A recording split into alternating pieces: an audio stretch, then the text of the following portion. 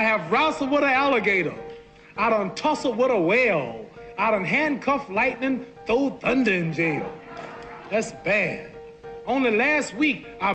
Welcome back, family. Let's make some red beans in the crock pot. I'm going to use basmati rice for this dish this time. You can use whatever rice you have, honey. Don't go get fancy. I just had some basmati. It's a longer grain rice, and we're going to use that. All right, you're going to boil a ham hock. So I started that ham hock going in that water in the crock pot so the smoky flavor can get into the water. You can use, I'm going to add, hold on, let me start by saying this. I'm going to add hamburger meat to mine. But if you don't want to add hamburger meat, Morningstar Farms, which is by Kellogg's, has a vegan hamburger meat. You can use that, but do not add it until your beans has finished cooking. You turned it off and then just stir it in there, okay? Because you don't want, it's nothing but fiber beans. So you're putting beans with beans, basically. But it has the texture and all that good stuff of meat. All right, so what you see me doing here was checking to see if I had any bad beans. I had a few that was like half, honey. That just adds to the gravy. I ain't throw none of that come out that bag with the trash. Y'all saw that. All right, we're going to add in a tablespoon of seasoning. So that's onion powder. We're going to do a tablespoon of garlic powder. And I'm measuring it out because a lot of you guys are learning. All right, so we're going to add cumin. We're not going to add a tablespoon of cumin. Do not add a tablespoon of cumin. Don't do that, baby. We already had lost, look at a little splash in there. So we're not going to add a tablespoon. We're not going to add half a tablespoon. As you can see, I'm teaching you how to eyeball without actually having to use all these different utensils. So we're going to add half a teaspoon. See, now you have less dishes to wash and you learned how to eyeball your seasoning. That's what we mean. When Stir that eyeball in real good.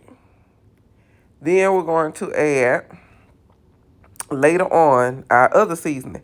All right, you're going to cover it, but you're not going to cover it all the way because you want some of the water to evaporate. Okay, you're going to put in 3 bay leaves. I don't know if I showed that, but you're going to put in 3 bay leaves. One for the Father, one for the Son, one for the Holy Spirit, child. Stir it up real good, just like that. That's me stirring it the next, was it the next morning? Yeah, it was the next morning. I put these in, let them cook overnight. Child, here we go with some more meat. So I'm going to add in some down-home sausage. So to make it look like I have more sausage in it than I do have, I'm going to split the sausage in half and then cut it like that. So that's why you see those sausage in half like that. You can also make it into little fourths, split and then split again. And then you have 4 little pieces of each little slice. You just add, making it look more. Now that juice, the oils, the succulents that come off of it, yeah, I poured that in there. Yeah, flavor. We are building a flavor profile in the crock pot. You can use it. You can do the same meal on the stove. Now, you can add all your seasoning in the beginning, but I always say you can add to the seasoning, but you can't take from it, So if you add too much seasoning in the beginning, then you have some salted red beans, and it's not a good look. All right, so we're going to season up our meat. So we already put a tablespoon of onion powder. We're going to put a tablespoon of garlic powder. We're going to mix it around just like that because you don't want big chunks of meat. You want it kind of loose. This is 80-20. I like using 80-20. It's a little more forgiving, but this was oily. This 80-20 was really oily, so I'm going to have to go up to the 90-10. Y'all remember they shrunk the size of the hamburger meat pack. Everybody know what I'm talking about. That little bit. But anyway.